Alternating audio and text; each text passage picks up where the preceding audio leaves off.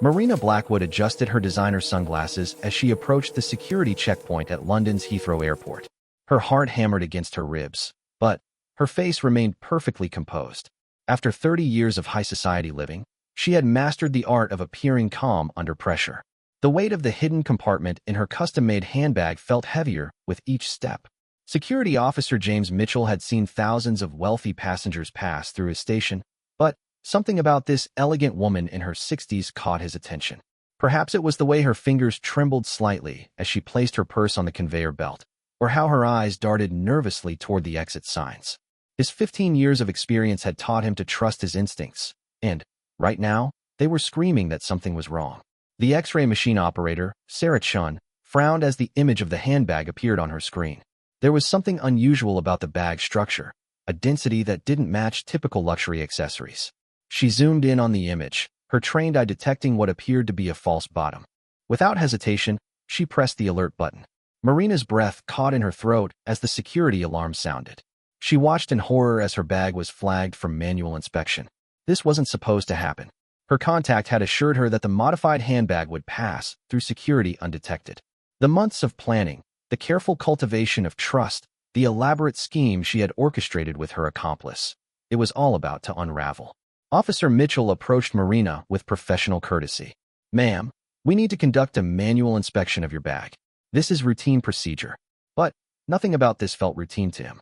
The woman's face had gone pale beneath her expertly applied makeup, and he could see beads of perspiration forming on her forehead despite the air-conditioned terminal. As Marina reluctantly handed over her bag, her mind raced through the events that had led to this moment. It had started 6 months ago when she discovered the truth about her late employer's will. Lady Catherine Worthington, the eccentric billionaire she had served as personal assistant for over 2 decades, had left her entire collection of priceless antique jewelry to a distant relative who had never even visited her. Marina, who had cared for the old woman through her final years, had been left with a modest pension and a small cottage. The injustice of it all had eaten away at Marina's conscience until she convinced herself that she deserved more. After all, she had been more like family to Lady Catherine than her actual relatives. When the opportunity arose to borrow a few pieces during the estate's transition period, Marina told herself it was only taking what should have rightfully been hers. But borrowing had turned into something much more serious. Officer Mitchell carefully opened the handbag under Marina's watchful gaze. His fingers found the hidden catch that Sarah had detected on the X-ray. With practiced precision, he opened the false bottom, revealing a collection of glittering jewelry that took his breath away. Emeralds, diamonds, sapphires, and rubies caught the fluorescent light, creating a dazzling display that seemed almost magical in the sterile airport environment. "Ma'am, I'm going to need you to step aside for further questioning," Officer Mitchell said, his voice maintaining its professional tone despite his shock at the discovery. He had seen smuggling attempts before, but never anything of this apparent value. The jewelry looked antique, possibly museum-quality pieces that belonged in a vault, not hidden in an airport handbag. Marina's carefully constructed world began to crumble around her. The other passengers in line watched curiously as she was escorted to a private security office, their whispered conversations following her like a trail of judgment. She thought of her modest flat in Camden, her simple life that she had been trying to escape, and wondered if she would ever see freedom again. In the security office, Detective Inspector Rebecca Shaw was called to the scene. As one of Scotland Yard's specialists in art and antiquities theft, she recognized immediately that this was no ordinary smuggling case. The jewelry spread across the examination table represented centuries of craftsmanship and untold historical value. Each piece told a story of wealth, power, and artistic achievement that transcended mere monetary worth. Marina sat in the uncomfortable plastic chair, her hands folded in her lap, as she watched the detective examine each piece with expert care. She knew that her life as she had known it was over. The elaborate fantasy she had constructed about deserving the jewelry, about Lady Catherine's wishes being ignored, began to seem hollow and pathetic in the harsh light of reality. "These pieces appear to be from the Worthington collection," Detective Shaw said, looking up from her preliminary examination. "They were reported stolen 3 weeks ago." Her eyes met Marina's, searching for any sign of remorse or explanation. What she saw instead was a woman who looked utterly defeated, as if she had been carrying a burden too heavy to bear and had finally been forced to set it down. The weight of the situation settled over Marina like a suffocating blanket. She realized that her accomplice, the charming art dealer who had promised her a new life abroad, had likely set her up as the fall guy. While she sat in an airport security office facing charges that could result in decades in prison, he was probably sipping champagne somewhere warm and tropical, having disappeared with his share of the stolen goods. As Detective Shaw prepared to read Marina her rights, the older woman finally found her voice. "I need to tell you something," she said quietly, her aristocratic accent wavering with emotion. "This is bigger than you think. I'm not the mastermind. There are others involved, and if you don't act quickly, they're going to get away with a fortune in stolen art." Detective Inspector Rebecca Shaw leaned forward in her chair, her notepad ready, as Marina Blackwood's confession began to unfold. The security office had been transformed into an impromptu interrogation room, with additional officers standing by as witnesses to what was clearly becoming a much larger investigation than anyone had anticipated. Marina's voice cracked as she began her story. "His name is Vincent Ashford, at least that's what he told me. He's an art dealer, or so he claimed. Sophisticated, charming, with connections throughout Europe's high-end auction houses. He approached me at Lady Catherine's funeral, of all places." She paused, wiping away a tear that had escaped despite her efforts to maintain composure. The detective made careful notes as Marina described how Vincent had gradually ingratiated himself into her life during the vulnerable period following her employer's death. He had been sympathetic about her financial situation, understanding about her feeling of being undervalued and overlooked by Lady Catherine's family. What had started as innocent conversations over coffee had evolved into something much more dangerous. "He knew about the jewelry collection before I ever mentioned it," Marina continued, her voice gaining strength as she realized that cooperation might be her only path to redemption. "He knew specific pieces, their history, their value. When I think about it now, I realize he must have been planning this for months, maybe even years." Vincent had been patient, Marina explained. He never pushed too hard or suggested anything illegal outright. Instead, he planted seeds of resentment about her treatment by the Worthington family, watered them with expensive dinners and gifts she couldn't afford for herself, and waited for her moral compass to gradually shift in his direction. Detective Shaw interrupted Marina's narrative to make a phone call to her colleagues at Scotland Yard. If this Vincent Ashford was indeed a professional art thief, there might already be files on him. The Art Crime Unit had been tracking several high-profile thefts across Europe, and this case might be the break they needed to connect the dots. While they waited for information from headquarters, Marina continued her story. Vincent had eventually proposed what he called a victimless crime. Lady Catherine was dead, her relatives didn't appreciate the collection, and the pieces would likely sit in a vault for decades gathering dust. Why shouldn't Marina take what she felt she had earned through years of devoted service? "He made it sound so reasonable," Marina said, shaking her head at her own gullibility. "He said we would take only a few pieces, sell them discreetly to private collectors who would appreciate their beauty, and then disappear to start new lives somewhere warm and beautiful." He painted pictures of art galleries in Florence, cafes in Barcelona, a life of culture and sophistication that I had always dreamed of but never thought I could achieve. The plan had been elaborate and carefully orchestrated. Vincent provided Marina with detailed floor plans of the Worthington estate, information about the security system, and schedules of when the house would be empty during the transition period between Lady Catherine's death and the family taking possession of the property. Marina's role was to gain access to the house under the pretense of collecting personal items that Lady Catherine had bequeathed to her in the will. Once inside, she would disable the alarm system using codes that Vincent had somehow obtained, and systematically remove the most valuable pieces from the collection. The custom handbag with the hidden compartment was Vincent's idea, designed to look like an expensive but ordinary luxury accessory that would never arouse suspicion. Detective Shaw's phone buzzed with a message from Scotland Yard. Vincent Ashford was indeed known to police, though that wasn't his real name. He was actually Vincent Mercier, a French national with convictions for art theft in both France and Belgium. He was suspected of involvement in at least 6 major heists across Europe over the past decade, always managing to stay one step ahead of law enforcement by using accomplices and false identities. "The good news," Detective Shaw told Marina, "is that you're clearly a victim of manipulation by a professional criminal. The bad news is that he's extremely good at disappearing when things get hot. Do you have any idea where he might be now?" Marina felt a mixture of relief and terror as she realized that Vincent had indeed been using her. The relief came from understanding that she wasn't alone in her stupidity. He was skilled at manipulation and had probably fooled others before her. The terror came from the realization that she might be the only person who could help police catch him before he vanished forever. She told the detective about their planned meeting in Paris, where Vincent was supposed to fence the stolen jewelry through his network of private collectors. They had arranged to meet at a small hotel in Montmartre in 3 days, where Vincent would pay Marina her share of the proceeds and help her establish a new identity in Spain. He has an apartment in the 7th arrondissement, Marina said, remembering details from their conversations. He mentioned it was near the Musée d'Orsay, and that he liked to walk along the Seine in the evenings. He also talked about a storage unit somewhere outside the city where he kept his inventory, pieces he was waiting to sell to the right buyers. Detective Shaw immediately contacted Interpol and the French police to alert them about Vincent's possible location. If they moved quickly, they might be able to set up surveillance before Vincent realized that Marina had been caught. The detective also arranged for Marina to make a controlled phone call to Vincent, ostensibly to confirm their meeting arrangements while actually gathering intelligence about his current activities and location. As Marina dialed Vincent's number with shaking fingers, she wondered how she had fallen so far from the respectable woman she had always believed herself to be.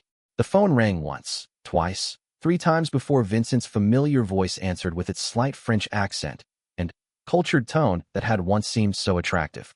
"Marina, darling." Vincent's voice carried its usual charm. "I trust everything went smoothly at the airport? You should be landing in Paris soon if you caught your scheduled flight." There was something different in his voice, though, a tension that Marina had never noticed before, as if he was already suspicious that something had gone wrong. With Detective Shaw coaching her through hand signals, Marina forced her voice to remain steady. "There was a small delay with security," she said carefully, "but everything is fine now. I'm actually calling from the plane. I just wanted to confirm that we're still meeting tomorrow evening as planned."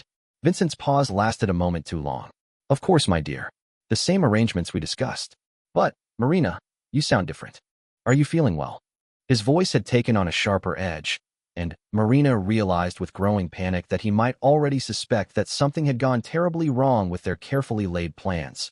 The silence on the phone stretched uncomfortably as Vincent waited for Marina's response. Detective Shaw gestured urgently for Marina to stay calm and continue the conversation naturally, but Marina's hands were trembling so violently she could barely hold the phone steady.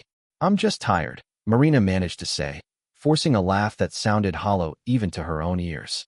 "It's been such an exhausting few weeks, and I haven't been sleeping well. I suppose the stress is finally catching up with me." She prayed that Vincent would accept this explanation, but deep down she knew that a man who had successfully evaded law enforcement across multiple countries hadn't survived by ignoring his instincts. Vincent's voice became noticeably cooler. "Perhaps you should get some rest before we meet, Marina. Take care of yourself, and I'll see you tomorrow evening." The line went dead before Marina could respond, leaving her staring at the phone with a growing sense of dread. "He knows," Marina whispered to Detective Shaw. I could hear it in his voice. "He's going to run, isn't he?" The detective nodded grimly, already reaching for her secure radio to alert the French authorities that their timeline had just accelerated dramatically. Within minutes, Detective Shaw was coordinating with Inspector Claude Dubois of the Paris Police Prefecture's Art Crime Unit. Dubois was a veteran investigator who had been tracking Vincent Mercier for over 3 years, watching as the sophisticated thief always managed to slip away just before raids on his known associates and properties. "We've had surveillance on the apartment in the 7th arrondissement for the past 6 months, Inspector Dubois explained during their hurried conference call. "But he rarely uses it, and when he does, it's never for more than a few hours at a time. Your intelligence about the storage facility is new information, though.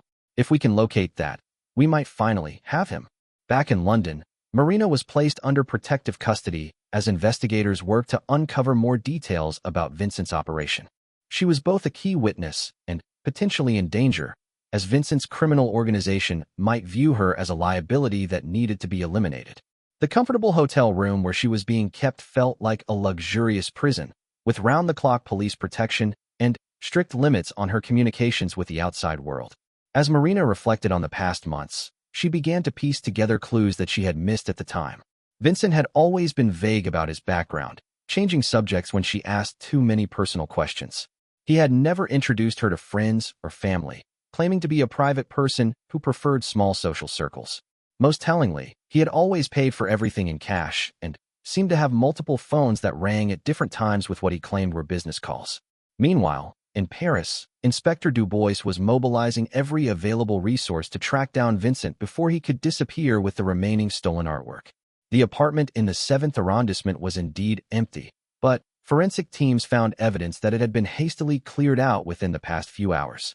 Clothing left behind, half-eaten food in the refrigerator, and open drawers suggested that Vincent had abandoned the location in a hurry after Marina's phone call. The breakthrough came from an unexpected source. A parking garage attendant near the Musée d'Orsay remembered seeing a well-dressed man with a slight accent loading boxes into a van earlier that day. The attendant had noticed because the man seemed nervous and kept checking his watch, unusual behavior for the typically calm and confident residents of the upscale neighborhood. Security cameras from nearby buildings provided a partial license plate number, which led investigators to a rental facility on the outskirts of Paris. The storage unit was registered under yet another false identity, but the description of the man who had rented it matched Vincent perfectly.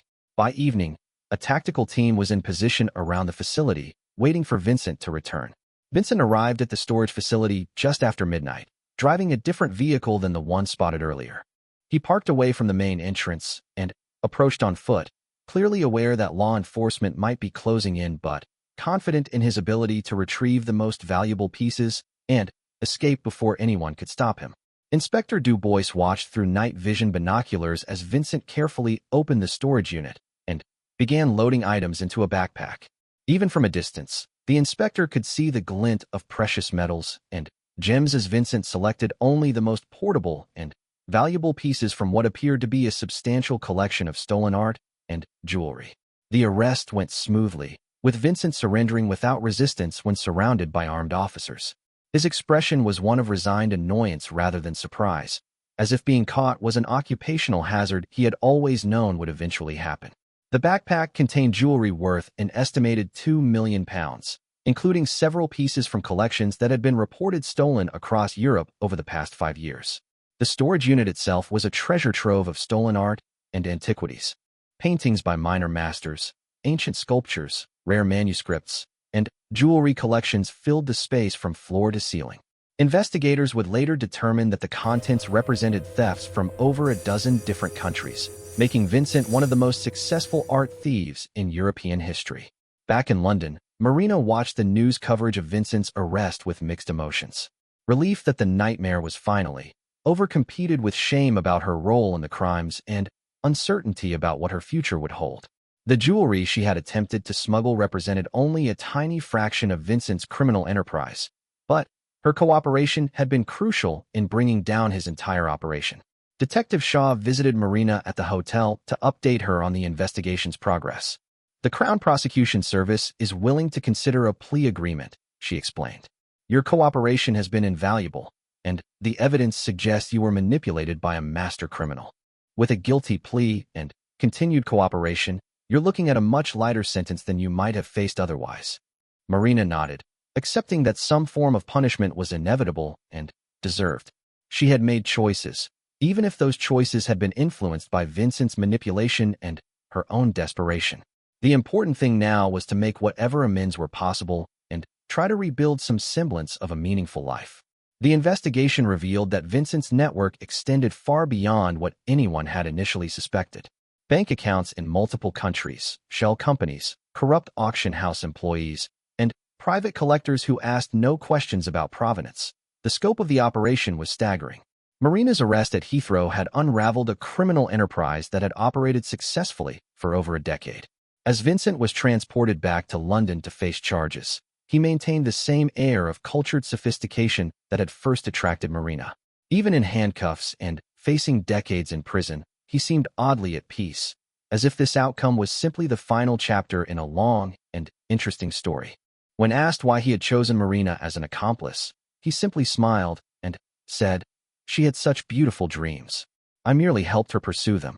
6 months after Vincent Mercier's arrest, the Old Bailey courtroom was packed with journalists, law enforcement officials, and representatives from museums and private collectors whose stolen property was finally being returned. Marina Blackwood sat in the witness box, her voice steady but quiet as she testified about her involvement in what the media had dubbed the Worthington heist. The prosecution had painted a complex picture of manipulation and criminal enterprise that extended far beyond the theft of Lady Catherine's jewelry collection. Vincent's operation had been sophisticated enough to include forged provenance documents, corrupt insurance adjusters who helped stage fake thefts, and even museum curators who had been paid to look the other way when suspicious pieces appeared in their institutions. Marina's testimony was crucial because she had unwittingly provided investigators with details about Vincent's methods that no one else could have known. Her descriptions of their conversations revealed how he selected targets, how he researched potential accomplices, and how he gradually broke down their moral resistance over time. The jury listened intently as she described the psychological manipulation that had transformed her from a law-abiding citizen into a criminal accomplice.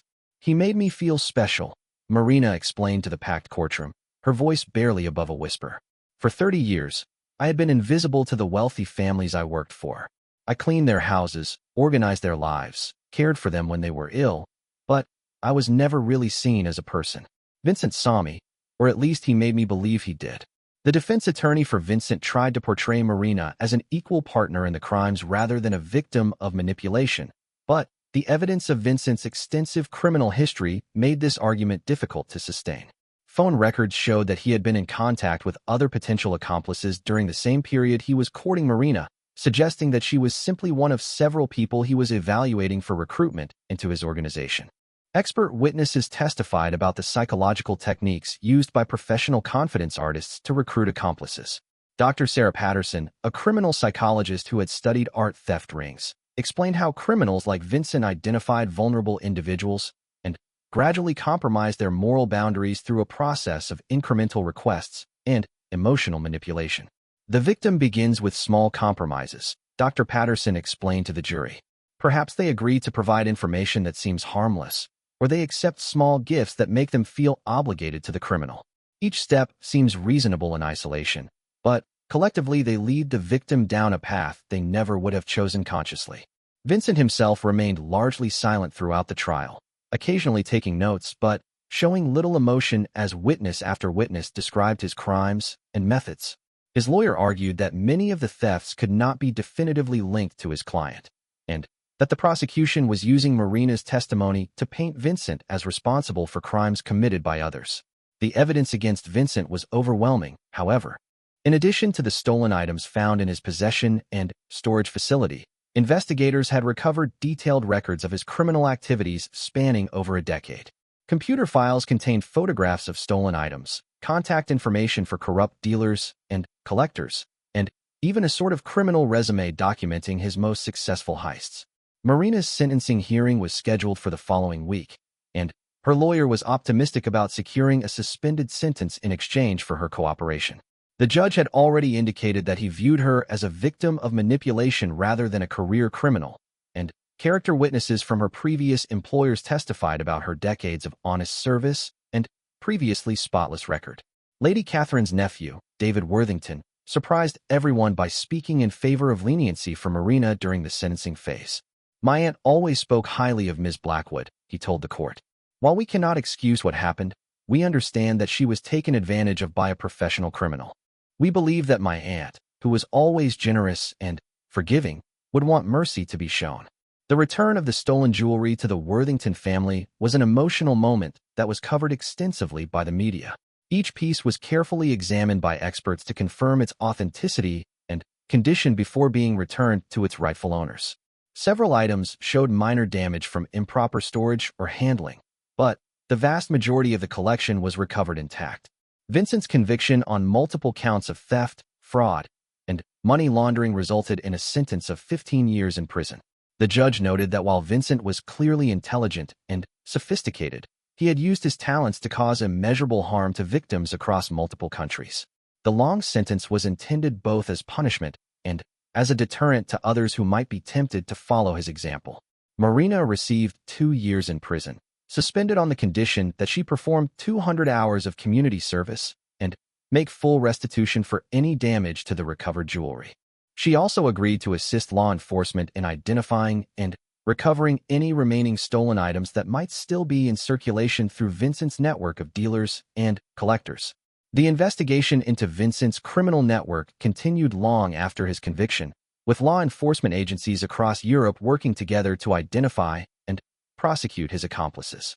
Several auction houses were forced to return items they had sold unknowingly, and new protocols were established to verify the provenance of high-value art and jewelry before sales could proceed. Marina used her freedom to rebuild her life, but she struggled with the psychological aftermath of her experience. The shame of her criminal conviction was compounded by the realization of how thoroughly she had been manipulated by Vincent. She began seeing a therapist who specialized in helping victims of confidence crimes, learning to understand how her vulnerabilities had been exploited and how to protect herself from similar manipulation in the future. The cottage that Lady Catherine had left to Marina and her became a sanctuary where she could heal and reflect on the events that had changed her life so dramatically. She found solace in gardening and began volunteering at a local charity that helped elderly people who had been victims of financial fraud. Her own experience with manipulation made her particularly effective at recognizing when someone was being targeted by criminals. Detective Inspector Rebecca Shaw was promoted following the successful conclusion of the Worthington case, and she remained in contact with Marina as the investigation into Vincent's network continued. Shaw had come to respect Marina's courage in testifying against Vincent despite the personal cost, and she occasionally called to update Marina on the recovery of additional stolen items or the arrest of Vincent's former associates. The media attention gradually faded, but the case had lasting impacts on how law enforcement approached art theft investigations.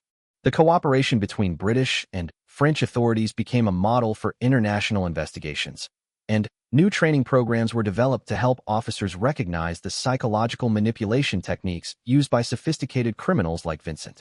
For Marina, the most difficult part of moving forward was learning to trust her own judgment again. Vincent's manipulation had been so complete that she questioned every decision and second-guessed her perception of other people's motives. The therapy helped, but it was a slow process to rebuild the confidence that had been shattered by her experience with a master manipulator. One unexpected consequence of the case was that Marina became something of an expert on art theft and fraud prevention. Museums and auction houses occasionally consulted with her about security procedures and employee screening processes. Her first-hand experience with Vincent's methods provided valuable insights into how criminals identified and exploited weaknesses in institutional security and personnel management. 2 years after the trial, Marina Blackwood stood in the garden behind Lady Catherine's cottage, watching the sunrise paint the sky in shades of gold and pink. The cottage had become her refuge and her penance, a place where she could slowly rebuild her life while honoring the memory of the woman she had betrayed through her actions. The garden had become Marina's passion and therapy. She had planted roses in Lady Catherine's favorite colors, created a small herb garden that would have delighted her former employer's love of cooking, and established a reading nook under an ancient oak tree where she spent hours reflecting on the lessons she had learned from her devastating encounter with Vincent Mercier. Detective Inspector Rebecca Shaw visited Marina regularly, not just for professional reasons, but because they had developed an unlikely friendship through the ordeal they had shared. Shaw had seen many criminals and victims during her career, but Marina's genuine remorse and determination to make amends had impressed her. Their conversations over tea in Marina's kitchen had become a source of comfort for both women. "I received another call from Interpol yesterday," Shaw told Marina during one of these visits. "They've traced 3 more stolen paintings to Vincent's network in Switzerland. The investigation keeps expanding, and your testimony continues to be crucial in helping us understand his methods." Marina nodded, stirring her tea thoughtfully. "Sometimes I wonder if I'll ever truly be free of him," she said. "Not legally, but emotionally. He changed something fundamental about how I see myself and the world around me. Even now, when someone is kind to me, I find myself wondering what their real motives might be." The psychological impact of her experience had been more profound than Marina had initially realized. Trust, once broken so completely, was difficult to rebuild. She had learned to be grateful for small kindnesses while maintaining healthy skepticism about people's motives. The balance was delicate, and she sometimes felt like she was walking a tightrope between paranoia and naivety. Vincent himself had been a model prisoner, according to reports from his facility. He spent his time reading, writing what he claimed was a memoir, and occasionally providing information to investigators in exchange for small privileges like access to art books and classical music recordings. Even in prison, he maintained the cultured sophistication that had made him so effective as a manipulator. The memoir, when it was eventually published, became a controversial bestseller that provided unprecedented insights into the world of art theft and confidence schemes. Vincent wrote about his crimes with the same detached elegance that had characterized his criminal activities, treating his victims more like characters in an interesting story than real people whose lives he had damaged. Marina refused to read the book, despite her lawyer's suggestion that it might be helpful for her own healing process. She had no desire to revisit Vincent's perspective on their relationship or to discover what role she played in his personal mythology. The distance she had created from that chapter of her life was too precious to risk compromising. The community service Marina had been assigned as part of her sentence had evolved into voluntary work that gave her life new meaning and purpose. She had become a fixture at the Elder Care Support Center, where she helped elderly people navigate complex bureaucracies and identify potential fraud schemes. Her own experience with manipulation made her particularly effective at recognizing when someone was being targeted by confidence artists. One afternoon, Marina was helping Mrs. Dorothy Fleming, an 80-year-old widow who had been receiving suspicious phone calls from someone claiming to represent her bank. As Marina listened to Mrs. Fleming describe the caller's sophisticated approach and emotional manipulation, she recognized techniques that Vincent had used on her. "They made me feel like I was special," Mrs. Fleming explained, echoing words Marina remembered saying about her own experience. "Like they really cared about protecting my money and helping me make better investments. It wasn't until my daughter became suspicious that I realized I might be making a terrible mistake." Marina's intervention helped save Mrs. Fleming from losing her life savings to what turned out to be an elaborate investment fraud scheme. The experience reinforced Marina's belief that her suffering could be transformed into something meaningful if it helped protect others from similar exploitation. She began developing educational programs about fraud prevention that drew on her personal experience without revealing specific details about her own case.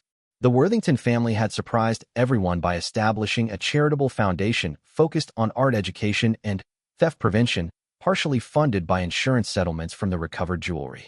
David Worthington approached Marina about serving as a consultant to the foundation, recognizing that her unique perspective could help develop more effective security protocols for private collectors and small museums. "We don't want this to happen to anyone else," David explained during their initial meeting. "You have insights that could help prevent other families from experiencing what we went through. Your knowledge could protect both collectors and potential victims of criminals like Vincent." Marina accepted the consulting role, though she insisted on working behind the scenes rather than becoming a public spokesperson. She helped develop training materials for museum staff, security protocols for private collectors, and educational programs for people in positions of trust around valuable collections. The work felt like a form of redemption, a way to transform her mistakes into protection for others. The relationship between Marina and the Worthington family had been complicated by her crimes, but it had evolved into something resembling forgiveness and mutual respect. They recognized that she had been as much a victim of Vincent's manipulation as they had been, and her cooperation in bringing him to justice had been essential to recovering their family's treasures. Detective Shaw's career had been significantly advanced by the success of the Worthington case, and she had become a leading expert on international art theft investigations. She frequently spoke at conferences about the importance of understanding the psychological aspects of art crime, drawing on lessons learned from Vincent's sophisticated manipulation techniques. "The old model of thinking about art theft as simple burglary is outdated," Shaw explained to a conference of museum security professionals. "Modern art criminals are often highly educated, psychologically sophisticated, and capable of long-term planning that can span years. They exploit human vulnerabilities as skillfully as they exploit physical security weaknesses." Vincent's influence on law enforcement training extended far beyond the specific case. Police academies began incorporating psychological profiling into their art crime curricula, and international cooperation protocols were strengthened to better track sophisticated criminals who operated across borders. The case had become a textbook example of how modern art theft investigations needed to evolve. 5 years after her arrest at Heathrow Airport, Marina had built a new life that was smaller but more authentic than her previous existence. She lived quietly in Lady Catherine's cottage, tended her garden, helped elderly people protect themselves from fraud, and slowly healed from the psychological wounds inflicted by her encounter with a master manipulator. The scars remained, but they had become part of her strength rather than just sources of pain. Marina had learned that redemption was not a destination but a daily choice to use her experience constructively rather than dwelling on her mistakes. She had discovered that meaning could be found even in the aftermath of personal catastrophe, if one was willing to transform suffering into service to others. On quiet evenings, Marina would sit in her garden and remember Lady Catherine, not with guilt over her betrayal but with gratitude for the woman's final gift. The cottage and its garden had become a sanctuary where healing was possible, where the past could be acknowledged without being allowed to destroy the future, and where a woman who had lost her way could slowly find a path toward redemption and peace.